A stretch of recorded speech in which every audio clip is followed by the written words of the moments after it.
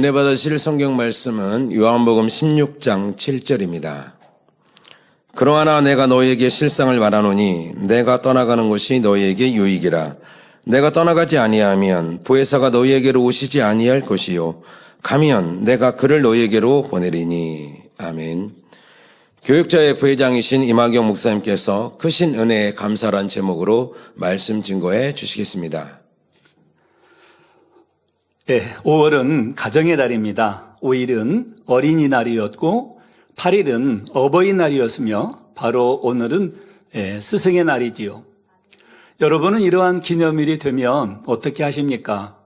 또 우리는 평소에도 늘 감사하며 살아가지만 이런 기념일이 되면 더 특별하게 감사의 표현을 하게 됩니다.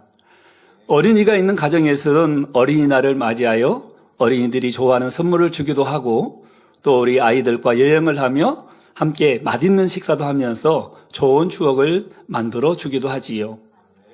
우리 교회에서도 어린이 주일을 맞이해서 어린이날 행사가 있었습니다. 당회장님께서 말씀을 증거해 주셨고 또 말씀 외에는 우리 아동주일학교 어린이들을 위해서 당회장님께서 주시는 특별 선물을 받고 우리 아동들이 굉장히 행복해하는 모습을 보았는데요. 그 모습을 보고 있노라니 입가에 미소가 살포시 지어지더라고요. 우리 아이들이 주의 교양과 진리로 잘 양육되어 하나님 나라에 귀하게 쓰임받는 주역들로 나오기를 바랍니다.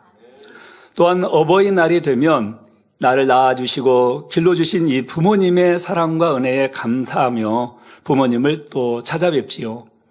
예쁜 카네이션을 가슴에 달아드리면서 또 용돈도 드리고 함께 외식도 하며 부모님을 기쁘시게 해드립니다. 그러면 스승의 날에는 무엇을 하시는지요? 학창시절 특별히 기억되는 선생님께 연락을 드리기도 하고 또 찾아뵙기도 하며 받았던 그 은혜를 되새기는 시간이 되기도 합니다. 성도 여러분, 우리 인류는 영원히 죄로 인한 사망으로 지옥에 떨어질 수밖에 없었으나 독생자 예수님을 화목제물로 이 땅에 보내주셔서 우리에게 구원의 문을 열어주신 아버지 하나님의 크신 은혜를 생각지 않을 수가 없습니다. 또한 하늘 영광 다 버리시고 이 땅에 오셔서 십자가를 지시기까지 우리에게 구원의 길이 되어주시고 진리와 생명이 되어주신 주님의 크신 사랑도 생각하지 않을 수 없지요. 거기에 더하여 바로 우리 마음 안에 임재하셔서 우리가 이 험악한 세상에서 진리로 행하며 빛 가운데 거할 수 있도록 인도해 가시는 이 성령님의 크신 은혜에도 깊은 감사의 마음이 되어야 하겠습니다. 5월은 감사의 달이기에 어린이날도 있고 어버이날도 있으며 스승의 날도 있지만 이 하나님을 믿는 우리는 특별히 아버지 하나님의 은혜와 주님의 은혜 또 성령님의 은혜에 감사하는 마음은 당연하지요. 오늘은 스승의 날이기에 우리가 죄를 깨닫고 회개하여 좋은 천국에 갈 수 있도록 진리를 가르쳐 주시고 빛 가운데로 인도해 가시는 스승과도 같은 보혜사 성령님의 은혜를 생각하며 말씀을 드리고자 합니다. 본문 말씀 요한복음 16장 7절에 그러하나 내가 너희에게 실상을 말하노니 내가 떠나가는 것이 너희에게 유익이라. 내가 떠나가지 아니하면 보혜사가 너희에게로 오시지 아니할 것이요 가면 내가 그를 너희에게로 보내리니 말씀하셨습니다. 바로 크신 사랑으로 우리를 위해 예비하신 보혜사 성령님이 바로 우리 마음에 오시면 예수님께서 친히 우리 곁에 계시는 것보다 더 유익이 된다는 말씀입니다. 그 이유는 무엇일까요? 예수님께서 육신을 입고 이 땅에 계실 때는 활동하시는 이스라엘 지역을 중심으로 근방에 사는 소수의 사람만이 예수님께 나와와 은혜를 입을 수가 있었습니다. 예수님 앞에 직접 나와야만 예수님의 말씀을 들을 수 있었고 예수님의 권능을 체험할 수 있었지요. 그러나 이 성령님은 본처로만 사역하시는 것이 아니라 무수한 영으로 분리되어 각 사람에게 임하십니다. 그래서 온 세상 어느 지역에나 또 모든 성도에게 동시다발적으로 역사해 주시지요. 지금도 우리 각자의 마음에 임재하셔서 하나님의 말씀을 깨우쳐 주시기도 하고 각 사람의 기도에 응답해 주시며 하나님의 권능을 체험하게 하시는 등 바쁘게 사역을 하고 계십니다. 예수님께서 사역하실 당시에 제자들은 예수님께 많은 것을 보고 듣고 배웠습니다. 그렇다 할지라도 그 말씀을 자기 것으로 이루기는 쉽지 않았지요. 그토록 예수님을 사랑하고 붙잡은 베드로조차도 막상 죽음의 위협 앞에서는 믿음을 내보이지 못하는 것을 볼 수 있었습니다. 그러나 베드로가 성령을 받은 후에는 예수님을 붙여주며 보고 듣고 배운 것들이 자기 안에 온전히 능력으로 임하게 되어 큰 권능의 사도가 되었을 뿐만 아니라 십자가에 거꾸로 매달려 순교하는 순간까지 두려움 없이 사명을 감당할 수가 있었지요. 주님으로부터 성령을 약속받은 제자들은 주님께서 승천하신 뒤에도 날마다 마가의 다락방에 모여서 불같이 기도했습니다. 사도행전 2장 1절에서 4절에 오순절 날이 이미 이름에 저희가 다 같이 한 곳에 모였더니 호련히 하늘로부터 급하고 강한 바람 같은 소리가 있어 저희 앉은 온 집에 가득하며 불의 혀같이 갈라지는 것이 저희에게 보여 각 사람 위에 임하여 있더니 저희가 다 성령의 충만함을 받고 성령이 말하게 하심을 따라 다른 방언으로 말하기를 시작하니라는 말씀대로 마침내 오순절이 이르자 급한 바람 같고 불 같은 성령이 제자들에게 임하여 모두가 성령의 충만함을 받아 여러 가지 방언으로 말하기 시작했습니다. 바로 이때부터 본격적으로 성령 시대가 열린 것입니다. 주님을 믿는 모든 사람에게 하나님께서 이 성령을 선물로 주심으로 하나님의 자녀들이 천국에 이르는 순간까지 성령의 능력으로 삶에서 승리할 수 있도록 인도해 주시는 것이지요. 바로 우리에게 임하신 성령님은 참으로 많은 분야에서 우리를 도와주십니다. 죄와 의와 심판에 대해 깨닫게 하시며 또 장래를 알려주셔서 예언하게 하시고 질병과 연약함을 고치시기도 하시죠. 또 방언과 환상의 은사도 주시고 지혜와 지식의 말씀으로 또 복음을 담대히 전하게 하십니다. 항상 우리를 위해 중보의 기도를 올리시며 각 사람을 구원의 길로 인도하시고 또 천국에 이를 때까지 우리를 지키시고 보호하시지요. 이 시간에는 수많은 성령의 역사로 우리에게 베풀어 주신 크신 사랑 중에 죄의 문제를 해결하여 구원받을 수 있도록 인도하시는 두 가지 분야에 대해 말씀드리겠습니다. 오늘 말씀을 통해서 성령님의 크신 사랑을 받은 우리 모두는 그 은혜에 보답하는 믿음의 삶을 살아가야 하겠습니다. 사랑하는 성도 여러분, 크신 사랑으로 임하신 성령님은 첫째로 각 사람이 마음의 죄를 깨닫고 회개할 수 있게 하십니다. 아담이 죄를 범한 이후로 태어난 아담의 모든 후손은 죄인이 되고 말았습니다. 가인과 아벨은 아담과 하와가 범죄한 후 에덴 동산에서 쫓겨난 뒤 낳은 아들들이지요. 아담과 하와는 수많은 자녀들 중에서 가인과 아벨을 특히 사랑했습니다. 이들은 에덴 동산에서 쫓겨난 이후 가장 힘들고 어려울 때에 태어난 아들들로서 큰 위로와 기쁨이 되어주었기 때문이지요. 그 중에서도 아담은 아벨을 더 사랑했고 하와는 가인을 더 사랑했기에 아담과 하와는 이 두 아들들로 하여금 가업을 이어가게 했습니다. 그 외 다른 자녀들은 장성하는 대로 그들의 분깃을 떼어주어 부모를 떠나 살게 했지요. 가인과 아벨이 각각 물려받은 가업은 농사와 양치는 일이었습니다. 아담은 아들들에게 생업에 필요한 지식과 기술을 전수했지요. 아담은 에덴 동산에 살 때 첫째 하늘과 둘째 하늘을 모두 지배하고 다스릴 만큼 지식과 지혜가 풍부했기에 이 땅의 삶에 적응하기 위해 그 풍부한 지식들을 활용해 나갔습니다. 뛰어난 지식과 지혜를 모두 활용할 수 있는 환경은 되지 못했지만 이 농사와 육축의 분야에서는 이를 잘 활용하여 유익을 얻을 수 있었지요. 아담은 이런 이 지식과 경험을 전수하여서 이 가인에게는 농사를 짓게 하고 아벨에게는 양을 치게 했습니다.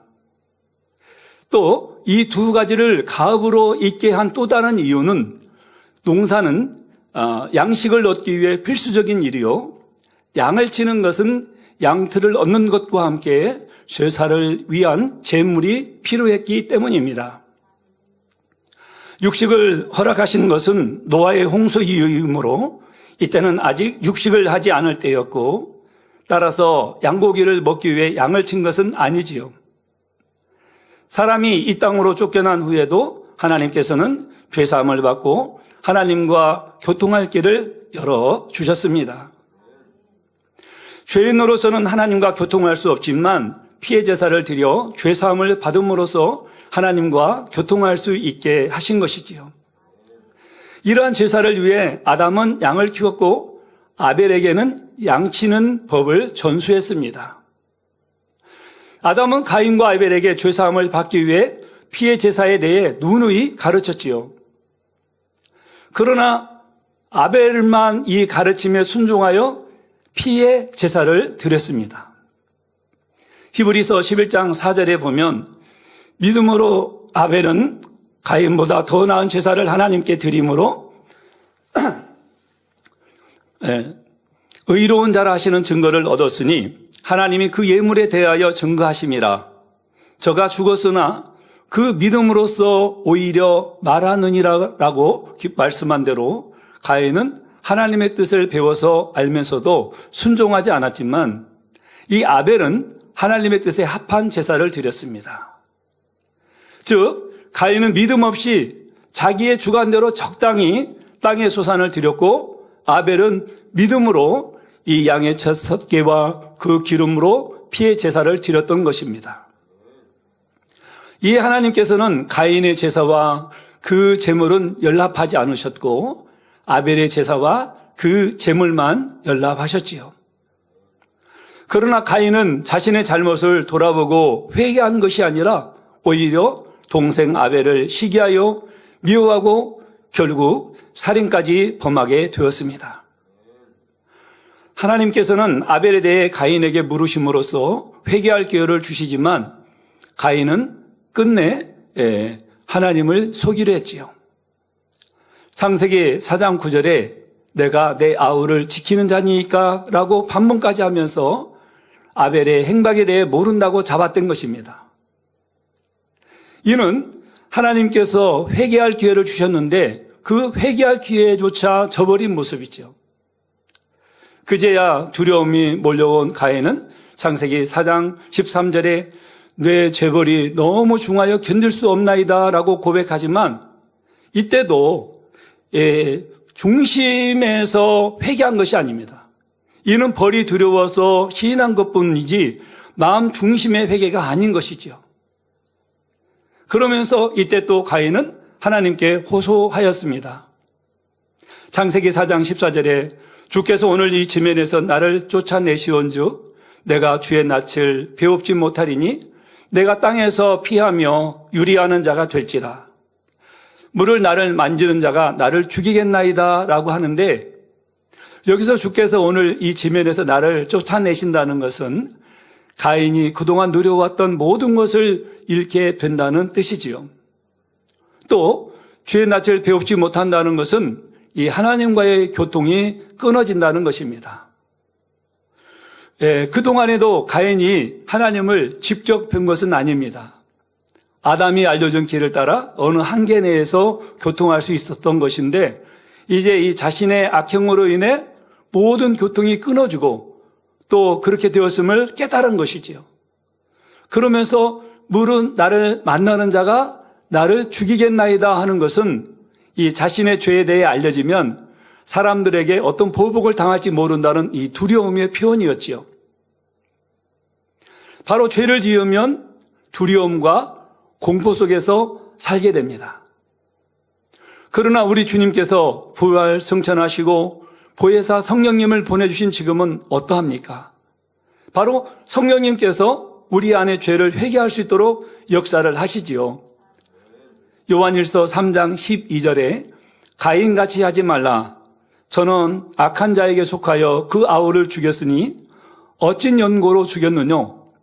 자기의 행위는 악하고 그 아우의 행위는 의로움이니라는 말씀을 떠올려 주시는 듯 내주하시는 이 성령님의 역사를 받는 것입니다. 오늘날은 어떠합니까? 빛 가운데 의롭게 살고자 하는 사람을 보면 그런 사람들이 빛 가운데 의 가운데 살아서 하나님의 사랑받는 증거가 나타난다고 하면은 그 사랑받는 사람의 행함과 그 모습을 본받아서 자기가 빛으로 나오면 될 텐데 자기가 빛으로 오는 것이 아니라 그 빛이 비추는 것을 싫어하는 사람이 많지요. 곧 의롭게 살려고 하는 사람을 조롱하고 욕하고 핍박하는 과인 같은 사람들은 세상에 많이 있습니다. 또 심지어 믿는다고 하는 사람들 안에도 존재합니다. 그런데 죄악으로 심은 사람은 이 자신이 재앙과 형벌을 거둘 것에 대해 항상 두려움을 갖게 되지요.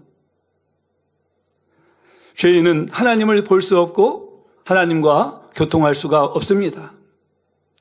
그러나 예수님께서 우리의 모든 죄를 대신 지고 속죄의 제물이 되어 주셨기에 누구든지 회개하고 우리 주 예수 그리스도를 영접하면 죄사함을 받게 되지요. 죄사함을 받으면 구원을 받게 되고 하나님과 교통할 수가 있게 되는 것입니다. 그러나 복음을 듣고 아는 것만으로는 구원받을 수가 없다는 사실도 또한 알아야 합니다. 요한복음 3장 5절에 예수께서 대답하시되 진실로 진실로 내게 이르노니 사람이 물과 성령으로 나지 아니하면 하나님 나라에 들어갈 수 없느니라 했지요. 물, 곧 복음을 들어서 거듭나는 것도 중요하지만 바로 성령님의 도우심 가운데 물과 성령으로 함께 거듭나야 천국에 들어갈 수 있다는 것입니다. 사도행전 2장 38절에 베드로가 가로되 너희가 회개하여 각각 예수 그리스도의 이름으로 세례를 받고 죄사함을 얻어라. 그리하면 성령을 선물로 받으리니 말씀합니다. 먼저는 복음을 듣고 이 지식적인 믿음을 가져야죠.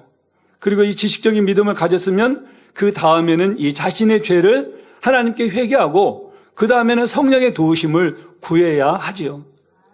그러면 하나님께서 이 각 사람의 마음에 성령을 주시고 이때 회개의 영이 임하게 됩니다. 내가 참으로 죄인이구나.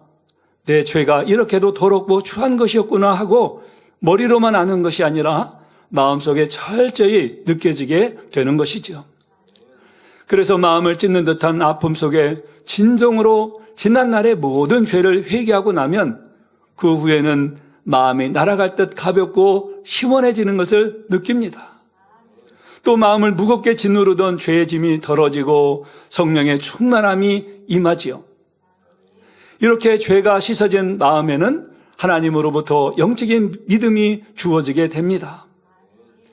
고린도전서 12장 3절에 예수 그리스도가 나의 구세주라는 사실이 마음에서부터 믿어지고 또 자신이 구원받았다는 확신이 주어지지요. 이처럼 성령은 죄를 깨닫고 회개하게 하심으로 우리가 구원의 길로 갈 수 있도록 인도하십니다. 주를 처음 영접하는 순간만이 아니라 신앙생활을 해나가는 과정에서도 이 회개하게 하시는 성령의 역사는 매우 중요합니다. 우리가 주님을 믿고 회개했다 해도 이 온전한 믿음의 분량이 되기까지는 행함으로나 마음으로나 죄를 짓기 마련이므로 또 죄를 범할 때마다 돌이켜 회개해야 합니다. 그래서 죄의 담이 헐어져 하나님과 교통할 수 있고 기도해서 응답받을 수가 있습니다. 그런데 이때 죄를 범한 사람 편에서만 회개한다고 해서 죄의 담이 헐리는 것이 아니지요. 만약에 내가 죄를 지었는데 그냥 내가 회개한다고 모든 죄를 다 용서받는다면 얼마나 좋겠어요. 그러면은 좋다고 할 수 있을까요? 그냥 죄를 마음껏 지을 수도 있겠죠. 회개하면 되니까. 그런데 그냥 내가 회개한다고 해서 죄의 담이 헐리는 것이 아니지요. 바로 하나님께서 회개의 영을 보내주셔야 합니다. 만약 입술로만 회개하고 마음에서 돌이키지 않으므로 같은 죄를 계속 쌓아 나가거나 또 아예 회개하지 않고 계속 죄 가운데 거하면 나중에는 회개하고 싶어도 회개의 영이 임할 수가 없게 되지요. 더군다나 하나님을 심히 서운케 함으로 그에게는 성령의 역사가 끊길 수도 있다는 것입니다. 그러므로 항상 자신을 돌아봐 그때마다 회개하고 더 나아가 하나님을 닮은 온전한 마음이 되어 더 이상 회개할 것이 없는 차원까지 신속히 들어가야 하겠습니다. 사랑하는 성도 여러분, 크신 사랑으로 임하신 성령님은 둘째로 하나님 자녀들에게 악을 뽑아 버릴 수 있도록 능력을 힘있게 합니다. 여기서 악을 뽑아 버린다는 것은 믿음의 성장 과정을 보면 알 수가 있습니다. 주님을 영접하여 성령을 받고 나면 마음이 뜨거워지고 구원의 기쁨으로 충만해지는데 이제 여기서부터 믿음의 1단계가 시작되지요. 그러나 믿음의 1단계에서는 아직 하나님 말씀대로 행할 수 있는 힘이 없기 때문에 교회에 다니고 또 주님을 믿는다고는 하지만 이전의 구습을 그대로 행합니다. 아직 술, 담배를 끊지 못한 경우도 있고 또 혈기 내고 험담하는 말을 하기도 하고 또 자기 유익을 구하기 위해 거짓말도 하는 등 세상 사람들과 별 차이 없는 모습이지요. 이 믿음의 1단계에 속한 사람은 죄를 지어도 어떤 마음의 곤고함이나 성령의 탄식을 잘 느끼지 못합니다. 왜 그럴까요? 진리가 무엇인지 비진리가 무엇인지 잘 모르기 때문이죠. 그러나 이제 점차 믿음이 성장하면서 하나님의 말씀대로 행하려는 마음이 생기고 결국 이제 믿음으로 행하려고 노력하는 믿음의 2단계로 접어듭니다. 이 믿음의 2단계부터는 하나님의 말씀을 배워서 알기 때문에 죄를 지으면 내가 이러면 안 되는데 진리는 이것이 아닌데 하며 이 공고함을 느낍니다. 마음 안에 계신 성령이 바로 탄식하시기 때문에 하나님의 말씀대로 행하려고 노력해 나가니 진리대로 행할 때도 있지만 또 죄와의 싸움에 져서 힘들어하기도 하지요. 예를 들어 안식일을 거룩히 지키라 하셨기에 그 말씀대로 지키려고 노력은 하지만 집안이나 직장에 무슨 일이 있으면 온전한 주의를 지키기가 어려울 때도 있습니다. 또 말씀에 순종하여 쉬지 않고 기도하려고는 하지만 바쁜 일들이 생기면 기도를 쉬기도 하고 또 하나님의 은혜에 감사하고 기뻐하다가도 또 생각지 않은 어려운 일이 닥치면 감사하지 못하고 또 불평도 합니다. 또 믿음의 2단계에서는 주변 사람과 화평을 쫓다가도 자기 뜻에 맞지 않거나 상대가 건드리면 그냥 참지 못하고 혈기내고 또 다투기도 하지요. 이렇게 아직은 말씀대로 온전히 행하지 못한다 해도 또 계속 노력해 가면 하나님께 그 모습을 보고 은혜를 주시며 행할 수 있는 능력을 주십니다. 따라서 열심히 기도함으로 하나님의 능력을 구하고 말씀대로 행하려고 노력하면 차츰 죄와의 싸움에서 승리하여 변화되어 가지요. 전에는 10번이면 10번 범죄했고 넘어졌다 할지라도 이것이 이제 9번 또 8번 점점 줄어서 2번 나중에 1번이 되고 결국 범죄하지 않는 사람이 된다라고 합니다. 그런데 이 믿음의 2단계에서는 신앙생활이 참으로 어렵게 느껴질 수 있지요. 이 지식적으로는 하나님의 말씀을 알고 죄와 의와 심판에 대해 배웠지만 여전히 세상이 좋고 비진리를 행하고 싶은 마음이 있기 때문입니다.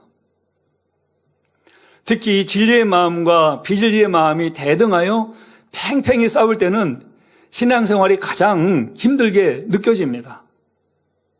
여기서 이제 심해지면 마음이 공고해지고 충만함이 떨어져서 신앙생활을 등한시하거나 아예 믿음을 저버리고 세상으로 향하기도 하지요.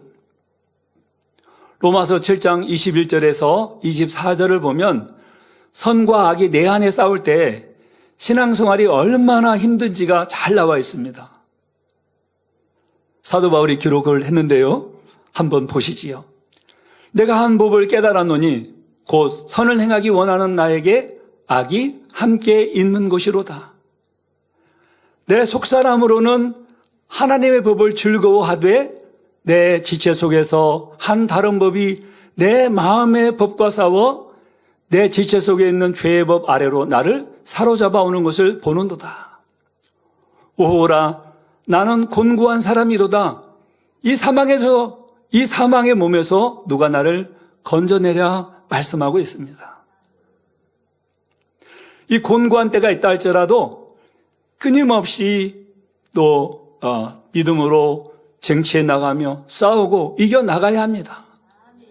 그런데 간혹 죄를 버리는 것이 힘들다는 이유로 죄를 지적하지 않는 교회를 선호하는 사람들이 있습니다. 또 주일에 매매를 해도 11조를 하지 않아도 책망하지 않는 교회를 좋다고 여기지요. 그러나 죄를 지적하지 않는 교회에서 신앙생활하는 것이 당장은 편하게 느껴질 수도 있습니다. 그런데 시간이 지나면서 죄에 대해 무디어지고 죄 가운데 빠져들게 되니 구원과는 거리가 멀어지는 그런 분들도 많이 있다는 사실을 알아야 하지요. 이 신앙생활이란 죄를 버리고 성결되어 거룩한 하나님의 마음을 닮아가야 하는 것입니다. 지난주에 제가 미국 쪽에 이제 출장을 다녀왔는데 만났던 목회자 있으면서 의사이신 박사님께서 그런 말씀을 하십니다. 우리 십자가에도 교육자장이신 이미경 목사님께서 예수가 왜 우리 구세주가 되시는가를 말씀을 증거하셨고 저는 이제 가상체론 말씀을 이렇게 증거를 했었는데요. 거기에서 그 박사님께서 신앙생활의 궁극적인 목적은 하나님의 거룩함을 이루어 가는 것인데 요즘 교회에서 이 거룩함에 대해서 강조하고 그 길을 밝히 제시해 주는 교회가 없다라고 그렇게 표현을 하시는 것을 들었습니다. 그런데 이제 천국에 대해서도 이제 가상칠언에 보면은 한쪽 구원받은 편 강도가 낙원에 들어갔고 천국이 분류되어 있고 하늘이 또 하나만 있는 것이 아니라 여러 하늘로 분류되어 있으며 낙원에서부터 새 예루살렘까지 세분되어 있다 말씀을 듣고서 너무나 지당한 말씀입니다. 그렇게 표현하는 것을 들었어요. 그러면서 본인도 이러한 말씀에 그런 깊이는 깨우치지는 못했지만은 이러한 말씀들이 마음에 있기 때문에 어쩌든지 거룩한 삶을 살기 위해서 이게 달려가고 있었는데 오늘 이런 말씀을 듣게 되었노라고 고백하는 그런 말씀을 들으면서 너무 감사했습니다. 그러면서 우리 목자님께서 기도와 금식으로 받아 내려주신 이 십자가의 말씀이 얼마나 귀하고 소중한지 또 느끼게 되었지요. 그런데 여전히 우리가 죄를 버리지 않고 교회만 왔다 갔다 한다면 바로 형식적인 신앙생활에 그칠 수밖에 없습니다. 세상 사람과 다를 바가 없지요. 그래서 믿음의 1단계에서 2단계가 되었다면 당연히 3단계로 올라가기 위해 힘써야 합니다. 올라가야 하고요. 그런데 자기 편한 대로 신앙생활하며 오히려 믿음이 퇴보한다면 원수마귀 사단이 가만히 놔둘 리가 없지요. 베드로전서 5장 8절에 근신하라 깨어라 너희 대적 마귀가 우는 사자같이 두루다니며 삼킬 자를 찾나니 말씀대로 그나마 겨자씨만한 믿음까지 빼앗기 위해 자꾸 이 비질리의 생각을 원수마귀 사단이 불어넣습니다. 어찌하든 은혜를 저버리고 세상을 취하도록 주변 환경을 통해 미혹하지요. 데살로니가전서 5장 19절에는 성령을 소멸치 말며 말씀대로 만일 하나님의 은혜를 하나둘 저버리고 또 성령의 충만함도 식은 채 교회만 왔다 갔다 한다면 결국 성령이 소멸될 수도 있습니다. 그러니 죄를 버리는 것이 힘들게 느껴진다 해도 그 과정을 통과하기 위해 힘써 노력해야 합니다. 바로 이 길만이 축복의 길, 천국 가는 길이기에 원수마귀 사단과 싸워 이기며 하나님의 말씀대로 행해야 하는 것이죠. 우리가 하나님을 사랑하고 천국을 소망한다면 결코 진리 가운데 행하는 것이 힘들지 않다고 말씀하십니다.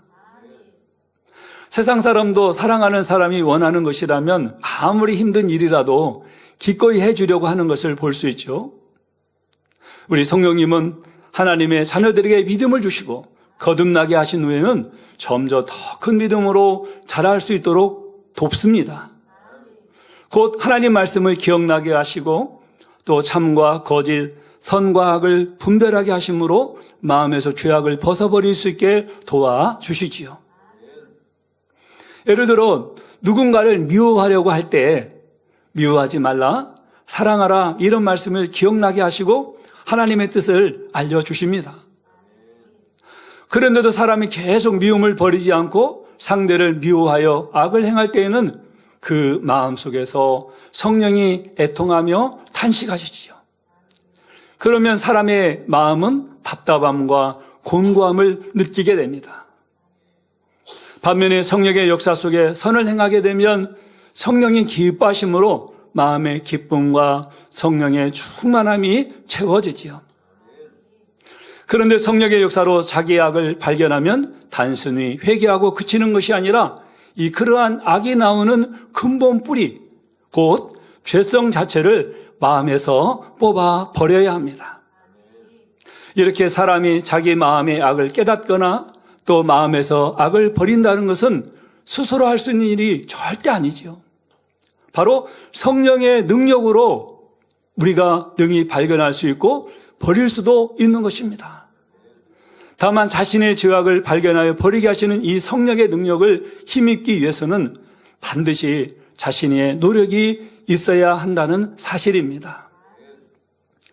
주일에 기도 말씀하시면서 당의자님께서는 어떻게 기도를 해오셨는지, 오늘 또 우리 성도님들과 대화를 하면서 또 전화통화를 하면서 당의자님께서 단에서 하시는 단일 철야 시에, 작정 단일 철야 시에 평소에도 그렇습니다.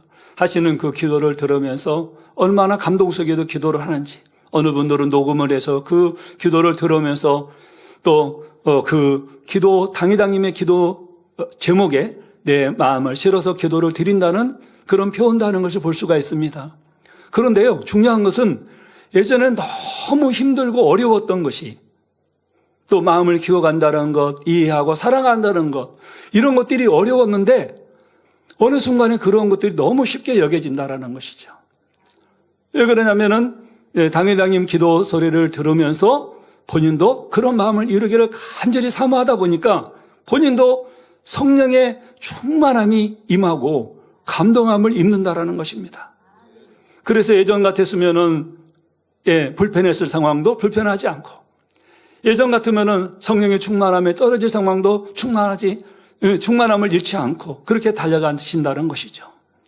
그러면서 사랑하는 원장님께서도 그런 말씀하시죠. 당회장님께서 지금만 이렇게 기도를 하신 것이 아니고 아니면 10년 전, 20년 전, 30년 전에 이 일을 또 우리 만민의 지도자로서의 그런 준비를 하신 것이 아니라 초등학교 들어가기 전부터 6세, 7세 이때에도 그렇게 기도하셨고 감동함 속에서 기도하셨다는 그런 말씀을 들으면서 성령님의 역사, 지식적으로 보면은 어린이 때 계셨던 우리 당회장님이 얼마나 영적인 지식이 풍부하셨겠습니까? 무엇을 얼마나 아셨겠습니까? 그러나 성령의 충만함을 입고 감동함을 입어서 기도하니 너무나 깊은 기도를 드리셨고 그런 기도가 쌓이고 쌓여서 조금은 세계를 움직이는 그런 기도, 하나님의 놀라운 역사와 축복을 끌어내려는 기도, 그리고 무수한 영혼들이 당회장님께 기도 받았을 때 문제 해결받고 시공을 청원해서 모든 많은 불치병, 난치병, 심지어는 죽어가는 사람도 이렇게 치료받는 역사가 나타나는 것이 아니겠습니까? 바로 우리도 이런 성령 충만한 기도를 해야 되겠습니다. 우리가 성령의 충만함을 입기 위해서 더 믿음으로 달려가기 위해서 힘써 나가야 될 줄 믿습니다. 이러한 이 성령의 역사 속에서 전에 깨닫지 못했던 이 자신의 악을 깨닫게 되면 성령의 불로 태움받아서 죄성의 뿌리까지 뽑아버릴 수 있는 것입니다. 우리 보혜사 성령님은 마치 자상하고 섬세한 어머니와 같이 우리에게 하나님의 마음을 깨닫게 하시고 진리대로 살아갈 수 있도록 도우십니다. 그러므로 우리는 성령의 도우심으로 죄를 온전히 버려야 합니다. 우리를 믿어주시고 기다려주시는 하나님의 사랑을 또한 알아야 하지요. 미국에서 실지에 있었던 일이라고 합니다. 선배 목사님께서 저에게 이 일을 보내주셔서 제가 오늘 좀 너무 은혜로울 것 같아서 좀 전해드립니다. 미국에서 실제로 있었던 일인데요. 한 젊은이가 실수로 살인을 했다고 합니다. 사람을 죽이고 그 혐의가 인정이 되어져서 경찰에 체포되어지고 이제 재판을 기다리고 있습니다. 어머니가 조용히 재판을 기다리고 있는 아들에게 와서 조용히 물었습니다. 얘야, 너 정말 사람 죽였냐? 물었는데 아들은 아니요 했습니다. 그런데 이 어머니는 아들의 말을 믿고 우리 아들은 안 죽였답니다 하며 고집을 부립니다. 오히려 재판장이 그 아들의 죄목에 대해 이렇게 이제 살인을 했다라고 설득을 합니다. 그렇지 않고요. 지금 모든 증거가 분명히 드러나 있어요. 이 일은 어찌할 수가 없습니다. 어머니가 참 가슴 아프지만 이것은 인정해야 됩니다. 하지만 어머니는 아니요. 내 아들은 그런 아이가 아닙니다. 라고 단호하게 말을 했으나 결국 재판에서는 모든 혐의가 인정이 되어서 사형이 선고되고 또 사형 집행날을 기다리고 있었다고 합니다. 그런데 어느 날 목사님이 방문해서 이 청년에게 물었습니다. 또 진실하게 말해봐라. 정말 사람을 안 죽였니? 그렇게 물었을 때 그 청년이 아니요, 죽였어요. 대답을 합니다. 그러면 왜 안 죽였다고 했느냐 물으니 이 청년이 이렇게 말을 합니다. 어머니의 마음을 차마 실망시킬 수가 없잖아요 하더랍니다. 그럼 이제 어떻게 하면 좋겠냐? 그렇게 청년에게 물으니 이 청년이 그때 목사님께 그렇게 대답합니다. 제가 지금 뉘우치고 있습니다. 어머니에게 가서 제가 거짓말해서 죄송하다고 또 내가 사람을 죽였다고 말씀드려 주세요. 그렇게 부탁을 했습니다. 목사님은 그 어머니를 찾아가서 그 아들이 얘기를 했습니다. 사실은 당신의 아들이 사람을 죽였다고 합니다. 그러나 어머니께 실망시켜 드리고 싶지 않아서 거짓말을 했다고 합니다. 그렇게 들은 어머니는 이렇게 대답했다고 합니다. 나도 그런 줄 알았어요. 그러나 아들에게 말해주세요. 나는 아들을 사랑한다고. 비록 살인죄를 지었고 사형이 선고되어서 사형 집행 날짜를 기다리고 있지만은 나는 너를 사랑한다. 그리고 그 어머니는 그렇게 얘기했다고 합니다. 그것은 실수였을 거라고 나는 믿고 있다고 하였답니다. 이것이 바로 어머니의 마음입니다. 어머니는 자식을 믿습니다. 그의 말을 끝까지 믿어줍니다. 이 세상 모두가 안 믿어도 어머니만은 그 자식을 믿습니다. 바로 성령님께서도 우리가 죄에서 돌이켜서 하나님의 말씀 가운데 살아갈 수 있도록 끊임없이 도와주시고 때로는 우리가 죄 가운데 살아갈 때 그런 분야 속에서 때로는 아버지 하나님 앞에도 우리를 위하여서 단식하면서 기도하시지 않겠습니까? 저는 이 글을 읽었을 때 저의 중학교 시절에 있었던 일이 떠올랐습니다. 저는 중학교 때 키가 지금의 키 정도였습니다. 그리고 몸무게가 한 64kg, 65kg 정도, 그 정도 했었습니다. 그래서 중학생 치고는 좀 큰 키였죠. 그리고 체격까지 있다가 보니 이제 학교에서 이렇게 좀 힘 좀 쓰는 친구들과 어울려 다녔습니다. 그런 이제 밖에서는 친구들과 싸움도 하고 정말 좋지 않은 행동들을 많이 하기도 하였습니다. 하지만 이제 집에 들어오면 어머니 앞에서는 말씀을 잘 들으려고 노력은 하는 아들이었습니다. 그런데 어느 날 아침 일찍이 이웃 동네에 사는 모르는 아주머니가 저희 집에 찾아오셔가지고 저희 어머니에게 막 따지는 것입니다. 지난밤에 이 집 아들이 우리 아들을 때려서 너무 많이 다쳤는데 이 일을 어찌하면 좋냐. 빨리 이 일을 책임을 지라는 것입니다. 아니면 경찰서로 데리고 가겠다는 거죠. 그 말을 들은 어머니께서는 우리 아들이 그럴 리 없어요. 사실은 제가 밖에서 많이 말썽을 부렸거든요. 그런데 우리 아들이 그럴 리 없어요 하시며 우리 아들은 집에서 공부하고 있었다고 하셨습니다. 그러나 그 밤에는 사실 저 밖에 나가지 않았거든요. 사실 그는 그 밤에 제 방에서 숙제하고 잤습니다. 그러자 그 아주머니는 증거를 내밉니다. 빨간 추리닝을 입은 이 집 아들이 그랬다고 계속 우기는 것이죠. 당시 제가 이제 빨간 추리닝을 즐겨 입었거든요. 그렇지만 저희 어머니는 끝까지 저를 믿어주셨습니다. 그 당시에 이제 저희 집은 거실이 없고 방문을 열면 바로 나갈 수 있는 그 한옥 구조였기 때문에 어머니가 주무실 때 몇 시간을 좀 나갔다 온다 해도 모르는 상황이었습니다.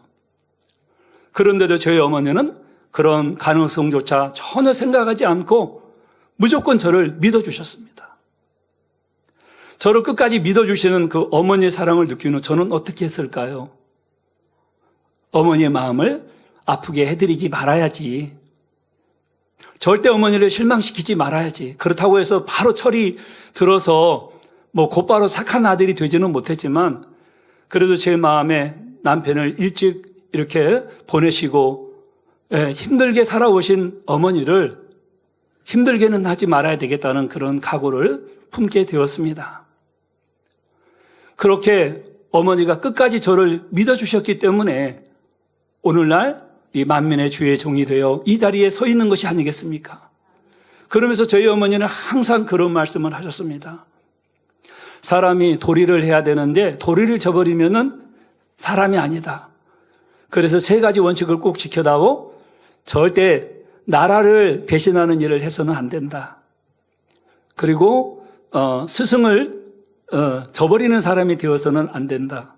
그리고 부모에게는 항상 효도를 해야 된다. 이 3가지 원칙을 꼭 말씀을 하셨어요. 그러면서 그런 말씀들을 듣고 이렇게 자라왔고 또 성장 과정에 많은 그런 일들이 있었지만은 결국 저희 어머니가 많은 그런 상황 속에서도 저를 믿어주셨기 때문에 오늘날 제가 그래도 돌이키고 변화되려고 노력하고 어머니를 실망시키지 않게 하기 위해서 달려왔던 시간들이 오늘날 이렇게 죄종이 되었다라는 것입니다. 지금은 먼저 천국에 가셨기에 효도하고 싶어도 할 수가 없게 된 것이 너무 아쉬울 따름입니다. 사랑하는 성도님들은 부모님들이 계시다면 이 사실이 얼마나 큰 행복인지를 아시기를 바랍니다. 그리고 부모님이 살아계실 때 나중에 후회하지 않도록 마음껏 효도하시기를 바랍니다. 사랑하는 성도 여러분, 결론을 말씀드립니다. 로마서 6장 23절에 죄의 삭은 사망이요 하나님의 은사는 그리스도 예수 우리 주 안에 있는 영생이니라는 말씀대로 죄로 인해 영원히 죽을 수밖에 없는 우리에게 크신 사랑으로 죄의 문제를 해결해 주시는 성령님이 내주하셔서 구원의 길로 인도해 주신다는 것에 대해 중심으로 감사해야 하겠습니다. 이렇게 크신 사랑으로 우리 가운데 임하신 성령님은 첫째로 각 사람이 마음의 죄를 깨닫고 회개할 수 있게 하시고, 둘째로 하나님 자녀들에게 악을 뽑아버릴 수 있도록 능력을 힘입게 하신다 말씀드렸습니다. 결국 우리는 성령님의 은혜로 죄악을 깨달을 뿐만 아니라 근본의 죄성까지 뽑아버림으로써 아름다운 천국 새 예루살렘까지 이룰 수 있으니 얼마나 감사한지요. 성결의 복음을 듣는 우리 모든 성도님들께서는 에베소서 4장 30절에 기록된 것처럼 하나님의 성령을 근심하게 하지 말라. 그 안에서 너희가 구속의 날까지 인치심을 받았느니라는 말씀대로 결코 성령을 근심하게 하지 말고 신속하게 마음을 할례하여 성결되어 잃어버린 아버지 하나님의 형상을 찾아 천국에서도 큰 자라 칭함을 받으시기를 주 예수 그리스도 이름으로 기원드립니다. 말씀 붙들고 기도하겠습니다. 사랑의 아버지 하나님 감사를 드립니다. 오늘은 아버지님 크신 사랑 가운데 임하신 성령님의 사랑에 대해서 우리에게 베풀어 주신 은혜를 말씀드렸습니다. 각 사람이 마음의 죄를 깨닫고 회개할 수 있게 하시고 하나님의 자녀들에게 악을 뽑아버릴 수 있도록 능력을 힘입게 하시는 우리 성령님의 능력을 우리가 힘입어서 모든 죄와 악을 벗어버리고 우리 아버지는 거룩한 자녀들이 되어서 아름다운 새 예루살렘에 들어갈 수 있는 만민의 성도님들이 될 수 있도록 축복해 주옵소서. 감사를 드리옵고 우리 주 예수 그리스도 이름으로 기도하옵나이다. 아멘.